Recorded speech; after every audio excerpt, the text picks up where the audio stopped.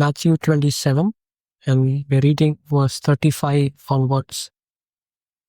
And they crucified him and divided his garments, casting lots that it might be fulfilled which was spoken by the prophet.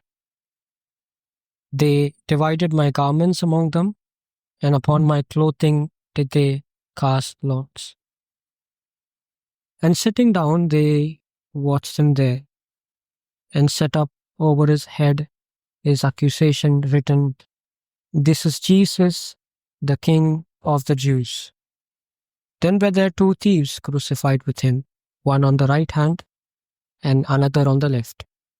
And they that passed by blasphemed him, wagging their heads, and saying, "You that destroy the temple and buildest in 3 days, save yourself. If you be the Son of God, come down from the cross." And likewise also the chief priests, mocking him with the scribes and elders, said, "He saved others, himself he cannot save. If he be the King of Israel, let him now come down from the cross, and we will believe him. He trusted in God, let him deliver him now, if he will have him, for he said, I am the Son of God." And the thieves also which were crucified with him cast the same in his teeth. Now from the 6th hour there was darkness over all the land unto the 9th hour. And about the 9th hour Jesus cried with a loud voice, saying, "Eli, Eli, lama sabachthani," that is to say, my God, why have you forsaken me?" Some of them that stood there, when they heard that, said, "This man calls for Elijah." And straightway one of them ran and took a sponge and filled it with vinegar, and put it on a reed, and gave him to drink. The rest said, "Let be, let us see whether Elijah will come to save him." Jesus, when he had cried again with a loud voice, yielded up the ghost. And behold, the veil of the temple was rent in two from the top to the bottom, and the earth did quake, and the rocks rent, and the graves were opened, and many bodies of the saints which slept arose, and came out of the graves after his resurrection, and went into the holy city, and appeared unto many. Now when the centurion and they that were with him, guarding Jesus, saw the earthquake and those things that were done, they feared greatly, saying, "Truly this was the Son of God." When we started the study on the sufferings of Christ, we can notice that there is an increasing trend in the degree of torture and oppression that the Lord Jesus underwent. If you were to just look at the pain and the oppression that was inflicted upon Christ, you will see it increases and gradually comes to the passage where we read, where it is the cusp of the pain and the torture that he had to endure. At the Gethsemane, it was just merely for the first time sinners laying hands on Christ and binding him with ropes probably, and that was about it. And then when we see him at Caiaphas, before the high priest, we see him being smitten, being slapped, being spat upon, being blindfolded. And that is way more than what he experienced at Gethsemane. And then when we come to Pilate, we see him being stripped, being crowned with thorns, being scourged with a scourge, making his back look like a plowland. And that is extremely more than what he experienced at Caiaphas. But could it get more? Could it increase in intensity? Could the degree of torture increase? And that's the passage that we are led to, where Christ is being led by his creatures to the cross to bear unimaginable pain and sorrow. A man of grief, acquainted with sorrow, becomes truly fulfilled in this passage. There are so many ways in which we could probably look at this passage. We could, for example, just look at the 7 sayings of the cross. Just look at what Christ said at the cross, and that would itself be a study in itself. That in itself will give us so much understanding as to why Christ is crucified if we were to just trace all the 7 sayings. We could probably look at the cross from the angle of people. Just look at the people involved. We could look at the people involved in different dimensions. For example, we can look at the people that cried at the cross, the people that were teary-eyed, that had tears. And that would bring us first to Peter, who wept bitterly. It would bring us to a group of women that wailed and lamented. And last and finally, it would bring us to the people at the cross itself, who suddenly, for mockings and blasphemings and slanderings, they would beat their breast and go back home. We could probably look at this, at those people that were fearful at the cross, just the people that had fear and were afraid. And that would begin with Pilate, who, when he heard that Christ was the Son of God, was all the more afraid. We could probably look at the criminal who was crucified with Christ, who reprimanded the other criminal, saying, "Don't you fear God, for we have received what is just according to our deeds." And then we could also look at the centurion, of whom it is written, after having seen all these things, he was greatly afraid and said, "Truly this was a righteous man." We could just look at the cross in another way by looking at the believers, the people that were converted at the cross, the people that came to faith through the cross.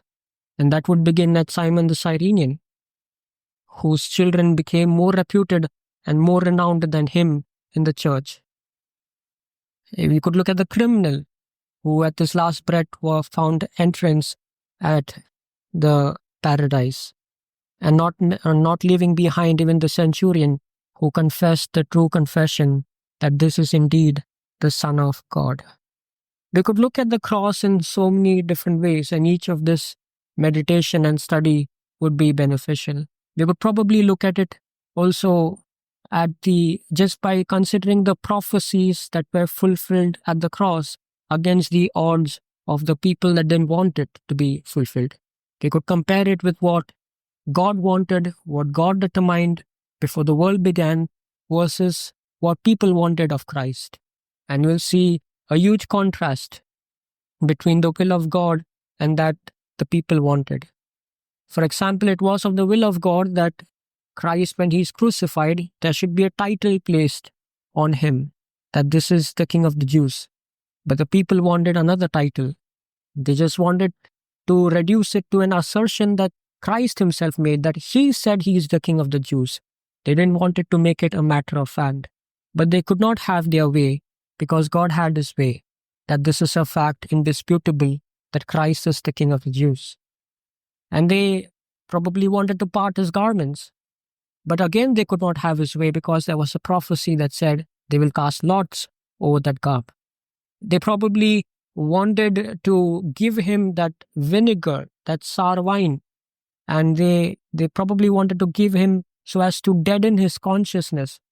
But here is the Lamb of God in human flesh, who will bear the wrath of God in all of his human strength. He is not going to do it with a dead consciousness.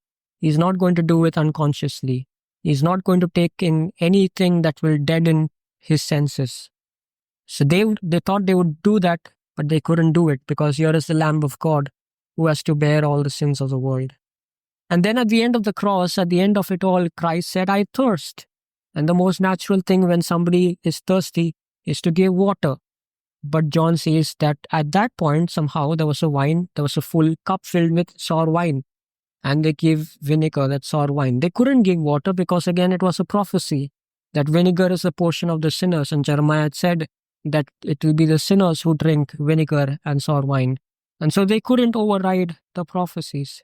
They thought they could break the legs like they did it for the criminals, but they couldn't, because he is a Passover lamb. A Passover lamb required that the lamb be offered in whole without breaking any one of its bones. And so they couldn't break the leg, though they wanted to.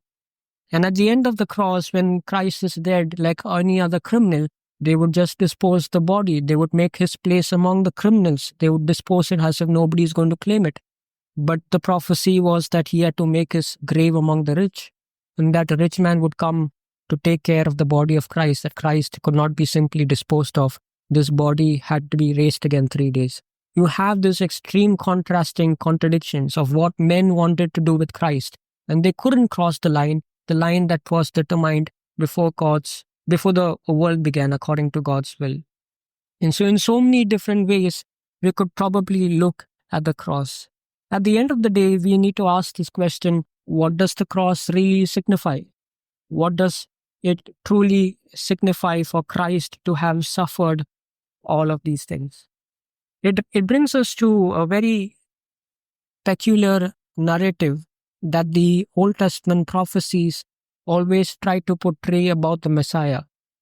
And it's also there in the language of the Gospel of Luke, where Luke says Pilate delivered Jesus to their will. And you see a very strong emphasis to the will of man, where Pilate delivered Jesus to their will, according to their will.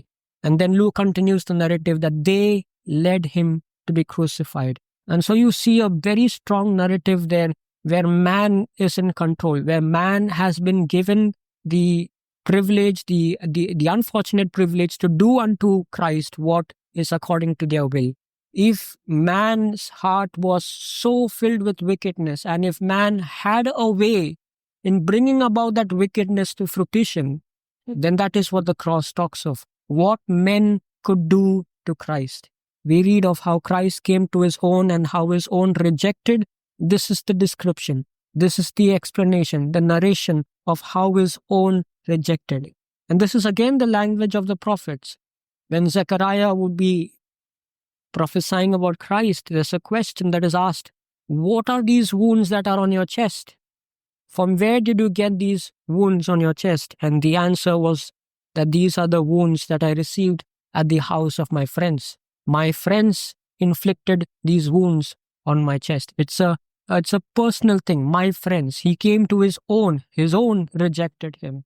And again, there will be a day when Christ will come on the Mount of Olives, where God will pour upon the people a spirit of grace and supplication to look upon him whom they have crucified, whom they have pierced, where the emphasis is who did it? It is the people of Jews. It is the people of Israel. They have crucified. They have wounded him. They have rejected him. They led him. They have, Christ was given to their will, where the emphasis is so much on what did they do to Christ. It is what men did to Christ. And that is probably where we will direct our meditation as well, as to consider what did men do to Christ. What did men do to Christ? It's a fulfillment of the parable of the wicked men. If they were given the authority to lay hands on the body and the life of Christ, how would they go about doing it?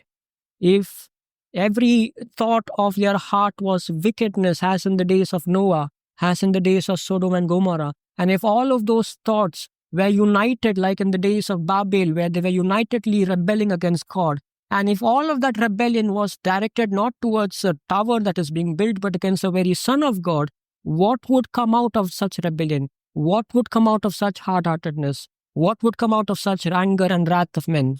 And that's the answer that we have when we look at the Lord Jesus on the cross. He is being completely surrendered, being given, being submitted to be led by his own creatures. And so we see the very sad and a very sad truth where we read this, that they led him away, that he is in complete control of wicked hands. And as they were leading him away, we note of a person, that is Simon the Cyrene. In verse 32, as they came out, they found a man of Cyrene, Simon by name. Him they compelled to bear his cross. Maybe a word about this person, Simon the Cyrenian. Mark says he had two children, Alexander and Rufus. They were renowned, and most probably he was also one of the elders of the first church. So he eventually went to become a Christian, by most probability. And that in a way speaks so much about his simple act over here. he did it not out of his own choice. It's written they compelled him. It's not understood whether he resisted the compellation, but definitely he had no choice. The people put the cross on this person, Simon. Why did they do it? Is it true that the Lord Jesus fell down 3 times, as the narrative that we see in the Apocrypha, where Christ fell down 3 times and finally somebody had to come along the way and lift the cross for Christ? No, that's not true. It is not at all true. It's definitely not biblical. And the narrative in the Gospels is never of a Christ who is weak, who is infirm, who cannot go ahead, who needs help somehow. Never. That's not the narrative. Here is a very profound lesson that the Lord is allowing Simon to understand. That Simon, who has been called to bear the cross of Christ, will eventually be called to bear the cross as a disciple. And that's the call that we all have, to be Simon the Cyrenian. We are all called to be Simon the Cyrenian, to take up the cross and follow him. And so that's exactly the pattern here, where Simon has been given the cross and he follows after Christ. And that's a beautiful picture. Christ leads himself to the cross. And here is Simon, been given a privilege to bear a very small part of the sufferings of Christ. It's an extremely small part, but yet a very significant thing. All he has to do is to carry the cross, which is extremely heavy. But if you look at the whole spectrum of the sufferings that was inflicted on Christ, this is an extremely small part that Simon was asked to do. And it speaks in volumes about the picture of the church and Christ, because Simon is part of the church. And we as a church, we as the universal body of Christ, have been asked to carry the cross. We've been asked to fulfill what was lacking in the sufferings of Christ. You see, it was not necessary of Simon to carry the cross. Christ could have carried it himself. But he gave that as an opportunity, a privilege for Simon to come alongside, a grand privilege to bear some portion, to alleviate some amount of pain that was due to Christ. It was not that the whole suffering befell Simon. No, Simon had to come alongside and bear some portion of it, a little portion of it, little sufferings that was truly of Christ. And that's exactly how Paul would also say that I bear in my body the marks of death, and he has come to fulfill what was lacking in the sufferings of Christ. If you ask what is lacking in the sufferings of Christ, hasn't Christ fulfilled everything? Hasn't Christ finished everything? Yes, absolutely. In fact, even this part of carrying the cross, Christ himself could have done it. But yet Christ leaves a part of it. Christ leaves a part of it for Simon. Christ leaves a part of it for the church today, to bear the cross like Christ bore the cross. And Simon is a beautiful picture of the church today, that is bearing the sufferings and the scourge and the cross of the Lord Jesus. That as much as people would want to do to Christ what they wanted to do, the church is not isolated. We have been called to be Simon the Cyrenian, to take up the cross and following him. And so Simon, in his literal experience of taking up the cross, learned the biggest lesson that every Christian should learn, that we've been called to be disciples. We've been called to take up the cross, the shame, the embarrassment, the humiliation of being followers of Christ, and to take it up and follow Christ. And so here you have the Lord Jesus letting Simon come alongside. You have the same Lord Jesus letting the church today come alongside. Just as much as he's the green tree that will bear all the sufferings, we, the dry tree, are called to bear some portions of it. It pales in comparison to what Christ bore, but yet, in our own eyes, sometimes our sufferings and persecutions will be so larger than life. But yet we have to remember it's nothing more than how Simon had to just carry the cross. It pales in comparison to the whole sufferings that Christ had to bear, but yet it's a big privilege for us to bear as well. And so we see Christ being led to this hill called Golgotha. And along that way, we come across a group of women that are weeping. And here you have another picture of Christ, a Christ who is rejecting all kinds of sympathy. This is recorded only in the Gospel of Luke, where the women are weeping and the Lord tells the women, don't weep for me. And here is Christ who doesn't want sympathy. In fact, that teaches about how should we look at the sufferings of Christ? Are we supposed to look at the sufferings of Christ with an eye of sympathy, with an eye of apathy? Has someone who suffered such great things despite being good? Are we going to look at the sufferings of Christ like how the woman looked at it? Who they were so they were lamenting, they were wailing. Why were they doing so? What was reducing the women to tears? What made them cry? They were crying probably to see how here is someone weak who is being led like a lamb to the slaughterhouse. They couldn't bear that sight. Obviously, nobody would be able to bear. But what should be the conclusion of the matter? Should we weep like the woman? Should we weep as if here is a loser? Should we weep as if here is someone who cannot carry himself? Yes. Should we weep as someone who needs sympathy, who needs apathy? Absolutely not. The Lord clearly said, "Don't weep for me." The cross of Christ should not bring about us wrong set of emotions and feeling. In fact, if you look at all of the Gospels, there is so little written about the crucifixion. The most you will get to read about the crucifixion is that they crucified him. That's about it. Everything else is just imagination. The Gospels give us so little information of how Christ was crucified. Why? Because the writers took care that nobody should sensationalize the crucifixion of Christ. It is not to be understood as an emotional event that simply reduces people to tears out of sympathy and apathy. Christ did not want those kind of tears. He said, in fact, "I am the green tree." Imagine if men do this to a green tree. Imagine if men do this to a green tree. Then what about God doing to a dry tree? What is happening at the cross is men doing to a green tree. But there will come a day when God will pour all of his wrath on the dry tree, all the sinners. And imagine what would be the state of the dry tree. And so the Lord corrected a wrong understanding that here is not someone who is a loser. Here is not someone who is dying his death. Here is not someone who is being defeated. And which brings us to the most important aspect of the cross. How are we going to look at Christ on the cross? In what way are we going to consider him? If you have to consider him who has been crucified, what is the way in which we will consider him? Are we going to look at him as a loser, or are we going to look at him as the Son of God? You see, this whole exercise of putting Christ to the cross was done by the Jews so as to make an indelible impression on the people that this is someone who is hanging on the tree. Cursed is someone who is hanging on the tree. Here is a criminal that has been crucified on the tree. And that our understanding about this person on the cross should be no more than just a criminal, no more than just a sinner, no more than just a transgressor. That's what the Jews wanted. That's what the Pharisees, the scribes, and the high priests wanted. That they wanted the nation to look at this person hanging on the tree and maybe feel sympathy, maybe feel apathy, but never feel that he is the Son of God. That they would want nothing to do. They would take care of the optics, that no impression should be left that this person is the Son of God. That's probably why they were rattled with the title. When the title was put that this is Jesus, the King of the Jews, it was said as a matter of fact, indisputable.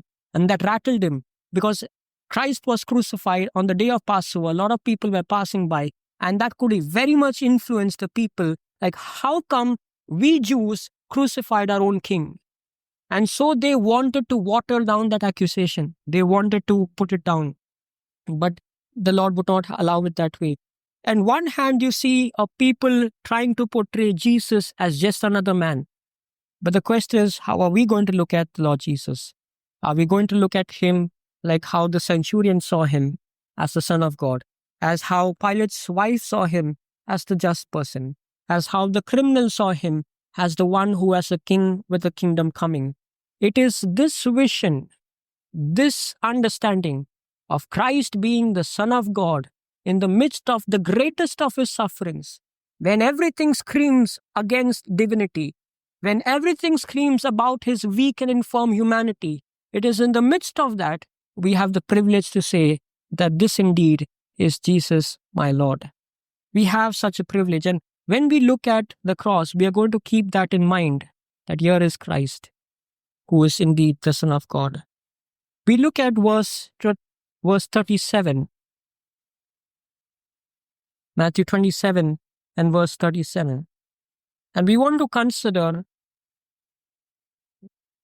as I mentioned earlier, we're considering what did men do to Christ. And in part of that, we're going to consider what did they accuse him of?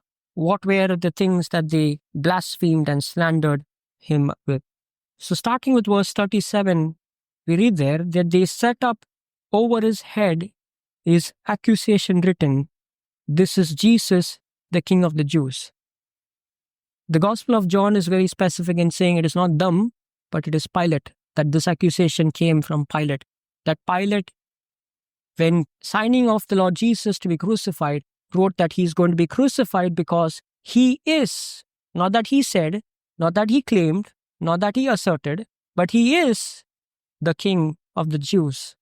And we see how in every step of the accusation of the people, the glory of Christ is illuminated. It is so beautifully displayed that when they try to accuse him, when they try to put him down, the more they try to put dirt on him, the more the glory of Christ comes out. Where you can't have a fact written in 3 languages that is so crisp, so simple, and yet so powerful.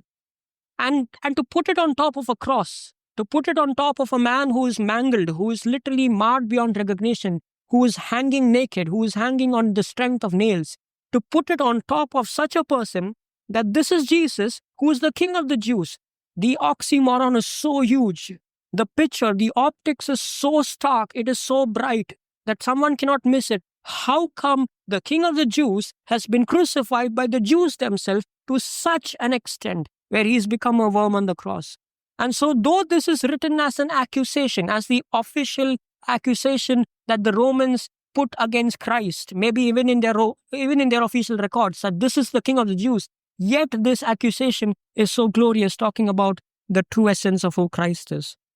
You see, this is what David, the greatest, one of the greatest kings in Israel, who all Jews look up to, wrote in his psalm that there is a king that is coming. He said in Psalm 24, there is a king that is coming. So you open up your gates, and a king that is coming to sit on a throne, which is on a high hill.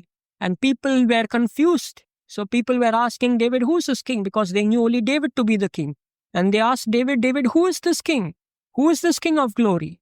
And David answers, this is the Lord, King of glory. But the greatest answer to that question that the Jews asked, who is this king, is over here at the cross. You can't have a better answer. You can't have a better answer where Christ has been crucified, and yet the indisputable fact is put for everyone to see that he is still the king. He being born as a baby, it was written that he is born King of the Jews. No king is ever born. A prince is born. But when Christ was born, the people from the east came and asked, where is he that is born King of the Jews? That Christ has been born King of the Jews. And when Christ was born, or even before his conception, Gabriel came and said that unto him will be given the throne of his father David. So Christ was born for this purpose. Christ told it to Pilate as well, that I have a kingdom, I have come for this purpose. In fact, Christ acted like a king without power. In fact, Christ acted like a king who didn't want power and yet had all power. There were so many occasions when people wanted to make him king, especially after he fed the 5,000. They were looking to make him the king. And like any king that would want power, any king that would want subjects, any king that would want followers and crowd and people that will obey him, Christ went away. Christ put away that request. In fact, Christ did not subjugate himself to such subjects. He went away from them. So he never acted like a king, in fact. Though he was the king, he never acted like a king. And there is therefore a necessity that when every evidence has been presented to show that he is not a king, when everything reeks of someone who is just a slave, who is just a servant, who is just a criminal, who is just a transgressor, who is just a person out of a Nazareth, out of which no good can come, when every evidence has been presented by the people to show that this is no more than just a human, it was necessary for Christ to have this title over his head, that this is Jesus, the King of the Jews. Being born as a baby doesn't change it. Being raised in Nazareth doesn't change it. Being raised of a carpenter's son doesn't change the fact that he is the king. Being led by his creatures from Gethsemane to Gabbatha to Golgotha never changes the fact that here is someone still the king. And this never changes the fact that he is coming back as the King of Kings to rule over the throne of his father David. And so, though this is just a mere accusation, it is still a declaration of his glory. In fact, written by a Gentile, saying that this is Jesus, the King of the Jews. The second thing that they maligned him or they blasphemed him about was in verse 40. In verse 40, we say, and saying that you that destroy the temple, build it in 3 days, save yourself. In the accusations of Christ, you see the Jews touching upon 4 very core central aspects of their culture and religion. They have already touched upon the kingship, and now they're coming to the temple. And they're saying that if you, being the one who will destroy the temple, come down and save yourself. You see, they try to portray that someone over here on the cross cannot save himself, leave alone destroy the temple, leave alone make it up in 3 days. But you see how in that accusation, in the thing that they were accusing him of, was the very truth of the statement that here is someone on the cross destroying the temple. That he on the cross, when he breathes his last, will literally tear down the veil of the temple. That here is someone on the cross truly destroying all temples made by hands to make a temple that is not made without hands. To really build a temple that is going to worship the Lord, a temple not made with hands, a temple not made with stones, a temple not of a building. Here is someone truly building it. He said he's going to do it in 3 days, and it has already started on the cross. That on the cross, when they saw it as the greatest evidence of someone who can never destroy a temple. They couldn't be further wrong, because Christ on the cross was indeed destroying the temple and building it all again for new. And so they touch upon those things that they were so grossly wrong, but in reality, they described the very glory of Christ.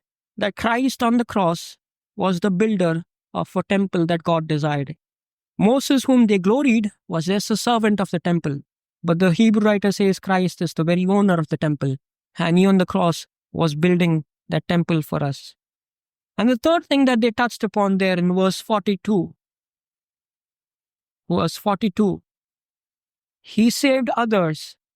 Himself he cannot save. So they touched upon his kingship. They touched upon the temple that they gloried upon. And the third thing that they didn't want was a savior. And so they looked upon the cross and they said, he cannot save himself.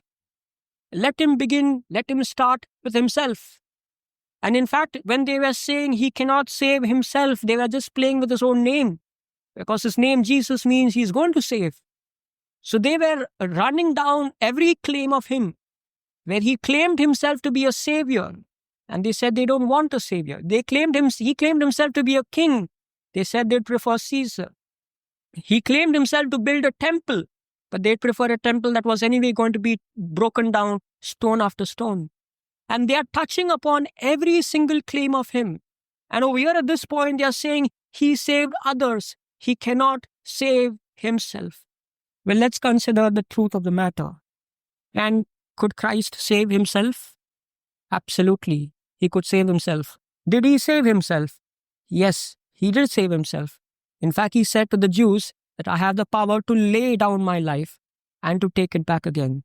That he on the cross was not because they put him to the cross, but he on the cross was because he had the power, the authority to cease to exist. We don't have such authority. We read of Christ on the cross at the end that he gave up his ghost. That's how he died. Not like literally someone slaughtered him. When he died, he gave up his ghost. He ceased to exist on his own will, on his own terms, on his own strength. We can't do that. If we ever do that, it will be called suicide. But for Christ, he could choose when not to exist. He could choose when to give up his spirit and commit it into the hands of the Father. And so he was definitely capable of saving himself. He was definitely capable of protecting himself from being murdered. Though they put him to the cross, and though the optic screams as if they putting him to the cross put him to death, though that is partially true, the truth of the matter is that Christ gave himself up. He had the power to lay his life down. He had the power to take it back himself. He had the power to save himself. And that when they said he cannot save himself, they were so grossly wrong. When they were asking to save himself or to start with himself, that's exactly what Christ did. For Christ is the firstborn among those who were resurrected, firstborn among the creation, the firstborn who was to be raised again. After him, we all. So Christ being resurrected on his own power, on his own authority, being raised from the dead, is the greatest evidence of someone who could indeed save himself. So they didn't want the king. They didn't want the temple that he promised. They didn't want him to be their savior. And the fourth thing, which is the most touchy thing for the Jews, we read in verse 43, he trusted in God. Let him deliver him now, if he will have him, for he said, I am the Son of God. The kingship, the temple, the savior, and the last thing that they didn't want about him is that he called himself the Son of God. And they put the charge that if he is indeed the Son of God, then God will deliver, that God will come fighting for him, that God will come through for him. And so they were just testing God, tempting God. By putting Christ to the cross, they were just looking out, okay, who is going to come? In fact, when he cried, Eli, Eli, lama sabachthani, they heard it as if he's crying for Elijah. They thought, okay, fine, maybe Elijah is going to come. Maybe God is going to send Elijah. They were looking at this person who's on the cross, waiting to see who will deliver him. Is God going to come through? In their understanding, if someone is on the cross, unable to save himself and also not being saved by God, then that is the greatest evidence that this person is no savior. This person is no son of God. This person is no king. He can do nothing of things that he has claimed. So the falsibility of this fact is that, can God save this man on the cross? Can God deliver him? Can God be his savior? And that's the true theme of all the Psalms.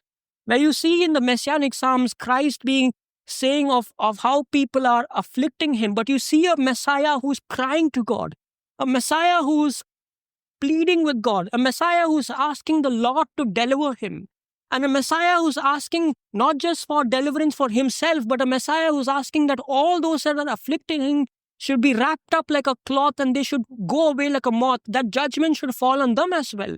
You see a Messiah who is crying for help, a Messiah who's asking for help. And that's the true picture of Christ starting from Gethsemane, even from the days of his flesh, who with much tears and strong weeping asked to be delivered from death. And so this is indeed a great test. Did God deliver Christ? Did God hear him? Did God forsake him to the point where God would never deliver him? Was Christ delivered on the cross? You see, they try to arm twist God or put God in a box and says, God, if you will deliver him, then the only way you're going to deliver him is by making him come down from the cross. In fact, they said, if you come down from the cross, we will see and believe. That was the test. That was the temptation that they put towards God. You bring him down from the cross, we will see and believe. And God knew so very well that they were anyways now never going to believe. They have never believed looking at a cloud of the pillar of cloud or the pillar of fire by day and night. They have never believed looking at Christ doing all the miracles. They have never believed looking at Christ raising someone from the dead. Christ has given words of grace and authority. They have still not believed. God has done everything that is necessary for man to believe, and yet they will never believe. And so it is not going to be possible by Christ coming down from the cross that faith will be generated. No, faith can never be found in flesh. Faith can never be found in sight. They said, we will see and believe. But the prophet Isaiah said, who has believed our report? Who has seen? It is first believing that brings sight. But they turned it on his head and said, we will see first and then believe. So they were never going to believe. But how the Lord answered it anyway, not in their terms, not the way they wanted, not by coming down from the cross, but by rising up from the grave. And that is how the Lord answered their question. They wanted God to deliver. They wanted God to rise up someone. They wanted God to be the Savior of the world. And that is true. For God the Father, with all of his glory, with all the power, raised up his Son on the third day. You see, everything that they accused of him being the king, it fell flat. Of him destroying the temple, not being able to build in 3 days, that fell flat. Of him being a savior who cannot save himself, neither save others, that fell flat. Of him being the Son of God, that God has rejected him, that fell flat, because 3 days later, Christ indeed was risen again. You see, we have only considered what men have done to him. I want to bring an analogy over here and close. The analogy we see is in the book of Esther, where we see another king that is not who doesn't have sleep, and he is asking, how can I honor someone whom I delight in? And Mordecai is the person he wants to honor, and he tells Haman to go ahead and honor Mordecai. Give him a horse, give him an apparel, give him a crown, take him through the streets of the city, and tell everyone that this is how the person will be whom the king delights to honor. And you see a very contrasting picture over here. Over here we see a picture of someone not the king delights to honor, but the king delights to crush, that the king delights to put into death, where it is only one part to see what men did to Christ. It's another thing to see what God did to Christ. And so when they put Christ to the cross, they were trying to build a picture that was opposite of Mordecai, where instead of a horse, they gave him a crown. They gave him a cross. Instead of a crown, they gave him a crown of thorns. Instead of a royal apparel, the apparel of a king, they gave him the apparel of blood and had his body filled with blood. And instead of leading him through the streets of the city and proclaiming that this is the person whom the king delights to honor, Christ was led through the cities, through the streets, as someone who is a criminal, as someone who is a transgressor, as someone on whose face people could spit, as someone who is rejected of men and of God.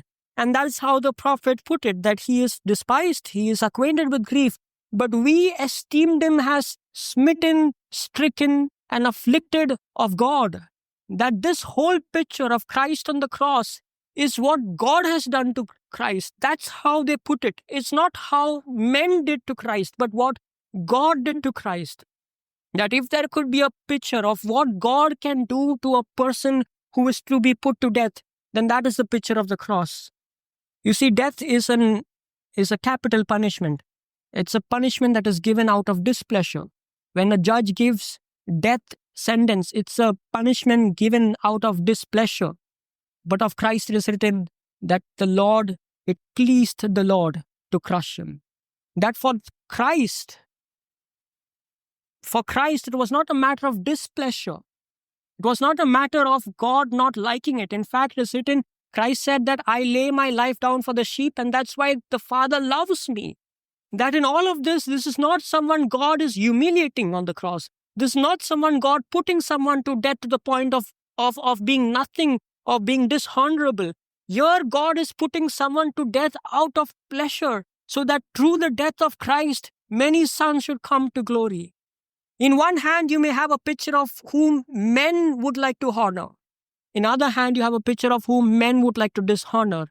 But in the midst of that dishonor, in the midst of what men did to Christ, in the midst of what his own did to Christ, in the midst of what the people of Israel did to Christ, it constrains us to think, what did God himself do to Christ? The cross has these two parts: what men did to Christ and what God did to Christ. It has the picture of how people afflicted him, they wounded him, they bruised him, they despised him. He became a man acquainted with griefs, but he was also a person stricken, smitten, and afflicted of God. And so far, we have just considered what men did to Christ. God willing, next week when we come, we will see what God himself did to Christ on the cross. May God's name be glorified.